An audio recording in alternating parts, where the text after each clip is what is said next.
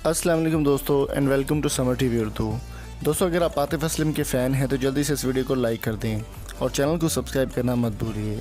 दोस्तों, पाकिस्तान के माया नाज सिंगर और म्यूज़िक कंपोज़र आतिफ असलम, जो कि इस्लामिक नोहे वगैरह भी और इस्लामिक नाते भी काफ़ी ज़्यादा पढ़ते हैं, उनकी जानिब से सबसे पहले एक हमद जारी की गई।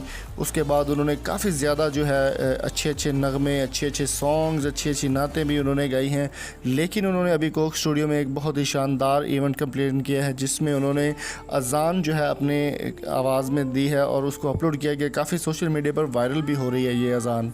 दोस्तों, हामिद मीर के टॉक शो में उन्होंने कहा, कैपिटल टॉक में, कि एक इंटरव्यू के दरमियान उनका कहना था कि अगर कोई भी बंदा उनको खाना काबा में अज़ान देने की इजाज़त लेकर देगा तो वो सारी ज़िंदगी उसके ग़ुलाम बनकर रहेंगे और खाना काबा में वो एक बार अज़ान देना चाहते हैं। अलबत्ता आतिफ असलम की इस ख्वाहिश के बाद काफ़ी सारे लोगों को जानिब से ये ऐलान किया गया कि वो चाहें तो वो उनके साथ ये कर सकते हैं, उनको अज़ान दिलवा सकते हैं खाना काबा में। अलबत्ता जो अभी मर्ज़ चल रही है वबाई, उसकी वजह से खाना काबा और पूरी दुनिया के सिटीज़ जो है वो लॉकडाउन जा चुके हैं और सऊदीया में कोई भी फ़्लाइट एंटर नहीं हो रही।